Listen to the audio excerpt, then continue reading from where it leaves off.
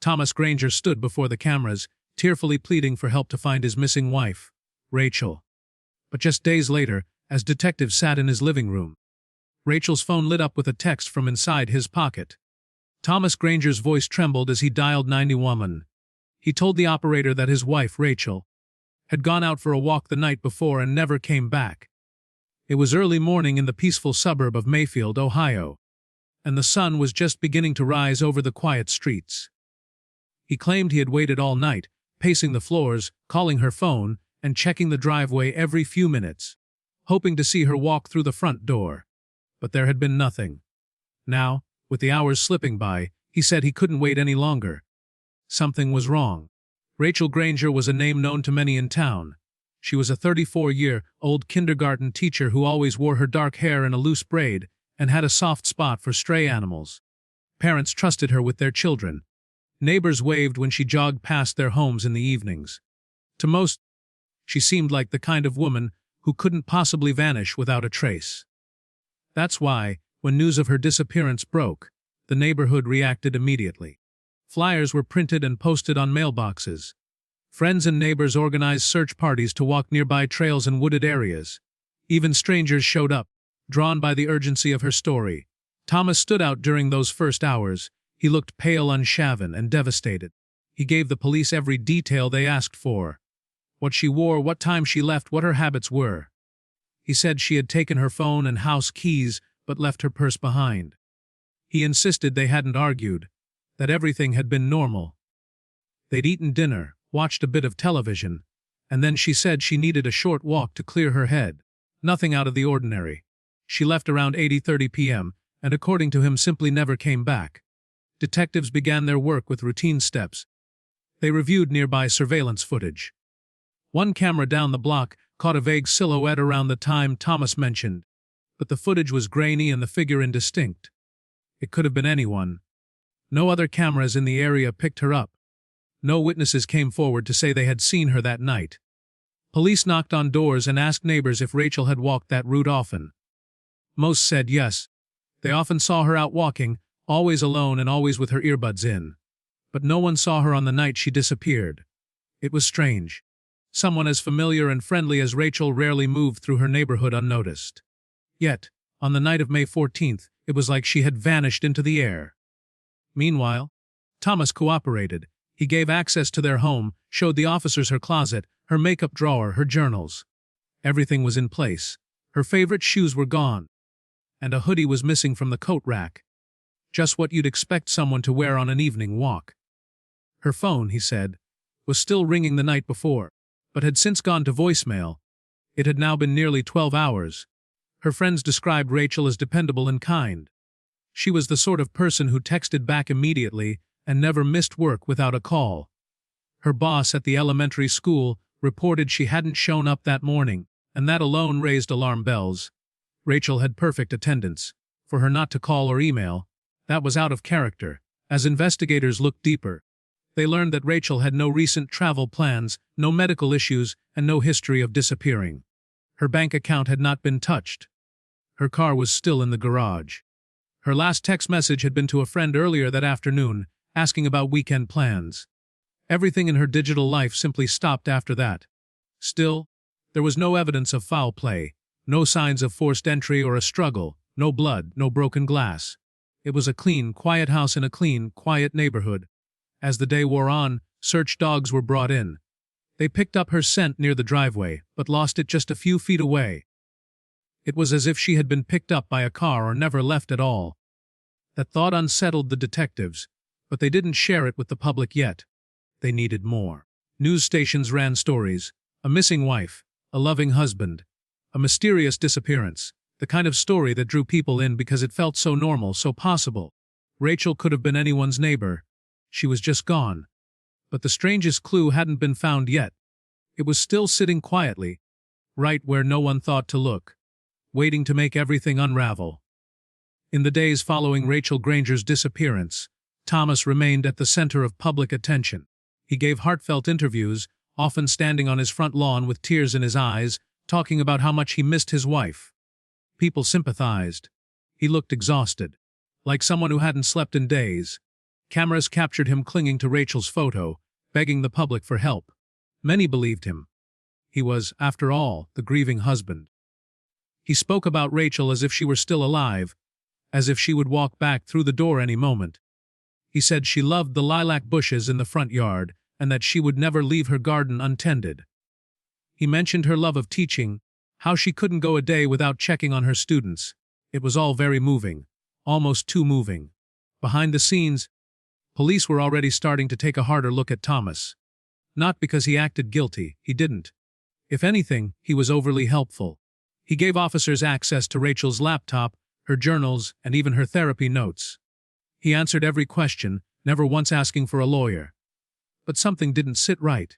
Investigators couldn't shake the feeling that his version of events seemed rehearsed. Everything lined up too well. No hesitation, no contradiction. The timeline of that night fit together too perfectly. When detectives gently asked about their relationship, he described it as blissful, no arguments, no secrets. Just a loving couple trying to have a baby and build a future. But friends of Rachel had already started sharing a different story. One of Rachel's closest co-workers revealed that Rachel had been feeling uneasy in recent months. She said Rachel confided in her that things at home felt off. Not violent, just cold, distant, like Thomas had shut down emotionally. She felt like he was hiding something. Rachel even said she thought he might be seeing someone else. It wasn't concrete, but she had seen messages pop up on his phone late at night, texts he quickly deleted. When detectives asked Thomas about this, he denied it. He said Rachel was sensitive, that she sometimes got anxious when things were stressful. He insisted they were trying for a baby, that their marriage was solid. But they didn't find any medical records of recent fertility treatments or tests. And Rachel's journal suggested something entirely different. Her entries painted a subtle picture of disconnection.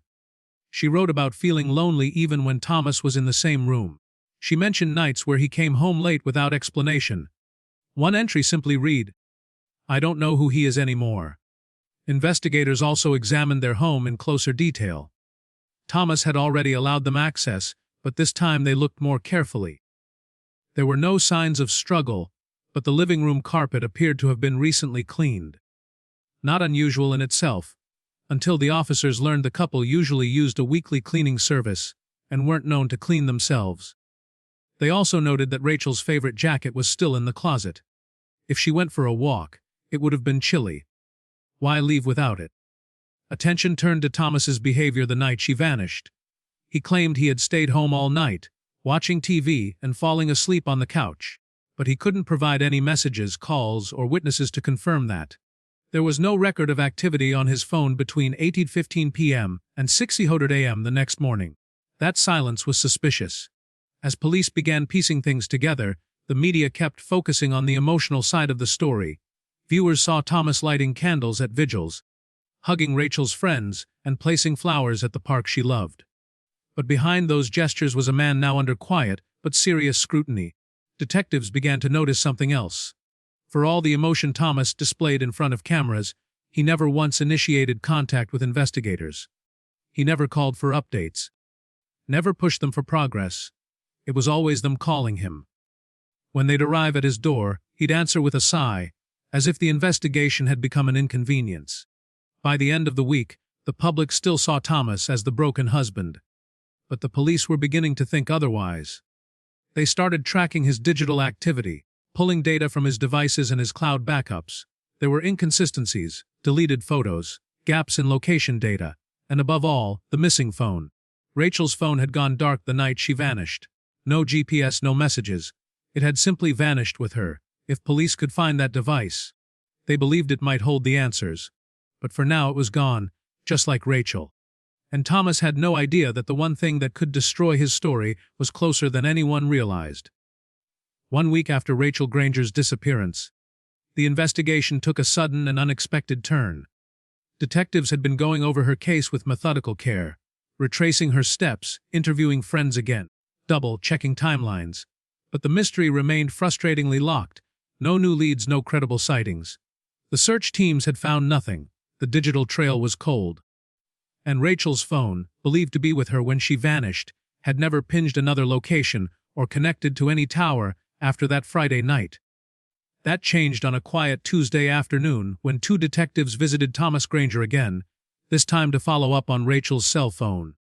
They wanted to ask more detailed questions about the phone's model, its color, any apps she used frequently, anything that might help them track it.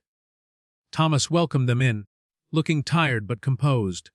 He walked them through the same routine answers as before. He said the phone was black, had a small scratch on the case, and she mostly used it for texting, Pinterest, and listening to podcasts. He said he'd tried calling her several times, but it always went straight to voicemail. The officers nodded, noting it all down. Then, as they prepared to leave, one of the detectives asked if Thomas would mind checking his phone to verify the last few calls he made to Rachel. He hesitated for a second, then reached into the front pocket of his hoodie. As he did, a distinct sound filled the room, a faint vibration followed by a chime. It was a phone receiving a message, except neither of the detectives had gotten anything. Thomas slowly pulled the phone out and placed it on the table. It lit up. The screen showed a wallpaper of a golden retriever that looked eerily familiar. The name Mum flashed across the screen. A text message had just arrived. Still praying. Sweetheart. Call me if you hear anything. That's when one detective leaned forward and quietly asked, "Whose phone is that?" Thomas looked down, stunned for a moment. "Mine," he said, almost under his breath. But the screen showed a different name in the top corner. It read, Rachel's iPhone. The officers didn't speak immediately. One of them calmly picked up the device and opened the contacts list. Rachel's email address was listed. Her personal notes app was untouched. It was unmistakably her phone, still functioning, still active. And it had just lit up in the pocket of the man who had spent a week telling everyone it was missing. It was the kind of moment that instantly changed the course of an investigation. Back at the station, the phone was processed immediately. Investigators began combing through its contents. While many files had been recently deleted, they recovered enough to begin piecing together a narrative. They found a series of text drafts that Rachel never sent. Some were addressed to a friend, others to herself. One message simply read, "He's lying to me every day." Another said, "I don't feel safe when I'm with him anymore." The phone's location history was mostly wiped, but fragments of GPS data had been stored in the background by a weather app. That data revealed a surprising detail. The phone had never left the Granger property the night Rachel disappeared. It had been disconnected, not lost. It had remained nearby, powered off and hidden, likely in Thomas's possession the entire time. Detectives now understood why the search efforts had yielded nothing. Rachel hadn't walked away from her home. She likely never made it past the front door. Thomas was taken in for questioning again, this time with a warrant. He claimed he must have found the phone and forgotten. A weak explanation that failed under scrutiny. He couldn't explain why he hadn't turned it in. He had no answer for why it was hidden in his clothes. And he seemed far less emotional now, more withdrawn, almost cold. With Rachel's phone in hand, investigators had the first piece of solid evidence contradicting Thomas's story. The man who had cried on television, organized vigils, and passed out flyers had been holding the key to her disappearance all along. The public didn't know it yet, but the image of the grieving husband was starting to crumble. And behind it, something much darker was beginning to emerge. With Rachel's phone now in police custody, the direction of the investigation shifted sharply. Gone was the assumption of a mysterious disappearance. Gone was the image of a loving, devastated husband. Now, Thomas Granger was no longer a concerned spouse. He was the prime suspect in what was rapidly evolving into a murder investigation. Digital forensics experts began analyzing the contents of Rachel's phone in detail. Although Thomas had deleted many files, not everything was gone. Buried in a hidden folder was a note Rachel had written just 3 days before she vanished. It read, "If anything happens to me, don't believe it was an accident." Another note detailed her growing fear of Thomas, describing how his moods had changed, how he had become possessive and secretive.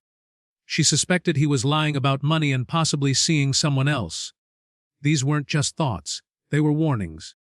Investigators checked the phone's cloud backups and recovered more deleted items. Text to her best friend hinted at trouble. "He doesn't talk to me anymore. Just walks past me like I'm not there." She even mentioned overhearing a phone call where Thomas whispered to someone late at night and quickly ended the call when she walked in. Detectives started digging into Thomas's recent financial activities. What they found shocked them. 3 months before Rachel's disappearance, Thomas had taken out a life insurance policy on her for $500 and he never told Rachel. The documents were all signed and filed online, with Thomas listed as the sole beneficiary. Investigators now had a clear motive: money. They followed the money trail further and discovered a second disturbing lead. Thomas had opened a hidden bank account 6 weeks before Rachel went missing.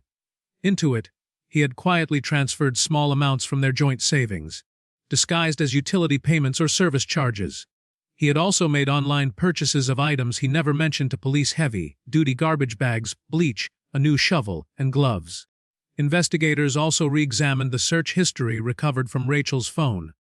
Among her recent searches were phrases like, "How to tell if someone is hiding something," "Signs of an affair," and "Can people change suddenly?" Her last recorded activity, on the night she vanished, was a visit to a local counseling services website. She had filled out part of an online intake form, then stopped midway. The timestamp was 8:24 p.m., just minutes before Thomas claimed she left for her walk. But Thomas's own digital footprint raised even more alarms. His search history included far more sinister phrases. "How long does it take to bury a body?" "Missing person investigation steps," and even, "Does a deleted phone leave GPS data?" All searches made in the days following Rachel's disappearance. With mounting evidence, police secured a second warrant, this time for a full forensic sweep of the Granger property. They returned with cadaver dogs, ground-penetrating radar, and a fresh resolve. The dogs quickly picked up a scent in the backyard, near the shed behind the house. There, investigators noticed a patch of earth that had been disturbed and loosely covered with grass clippings. The soil was still soft.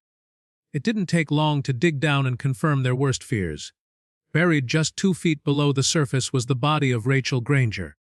The medical examiner confirmed that she had died from blunt force trauma. There were defensive wounds on her arms, signs of a struggle.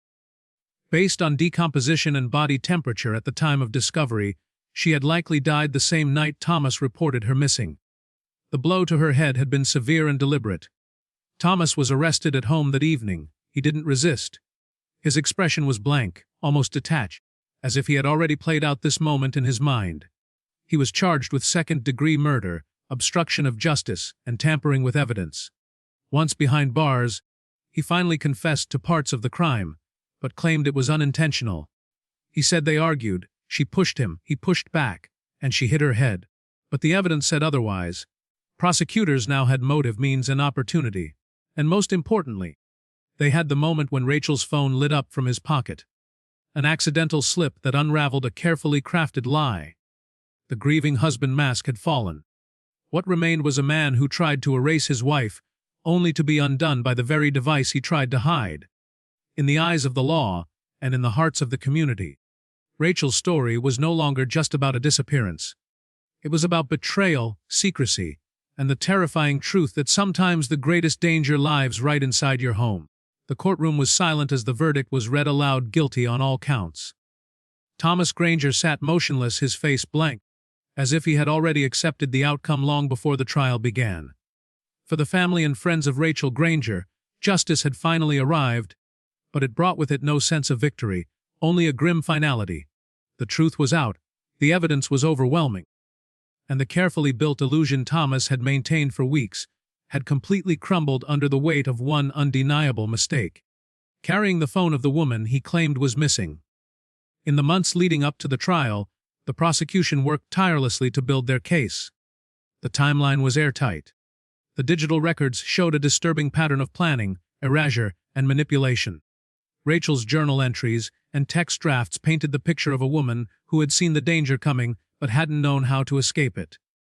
The insurance policy, the deleted messages, the purchases of suspicious items, every detail added a new crack in the image of Thomas as a heartbroken husband. During the trial, the prosecutors presented the moment Rachel's phone was discovered in Thomas's hoodie pocket as the turning point of the case. It was a chilling, almost surreal moment, how a small sound, a single vibration, had exposed a web of lies. Jurors were shown the lock screen, the message from Rachel's mother, and the background image that Rachel had used for years. It was more than enough to convince them that Thomas knew exactly where the phone was the whole time. The defense argued it was an accident, a tragic argument gone wrong. They tried to cast doubt on the intent, suggesting Rachel's death was not premeditated. But the evidence told a different story. The prosecutors presented the forensic analysis of the backyard, the bruises on Rachel's body, the shallow grave hurriedly dug just feet from their home. There were signs that her body had been moved more than once, and that Thomas had tried to hide his tracks by cleaning parts of the house and deleting files from devices. It wasn't panic, it was calculation. More damning still was testimony from a woman who had come forward during the investigation. She admitted she had been in a relationship with Thomas under a false name.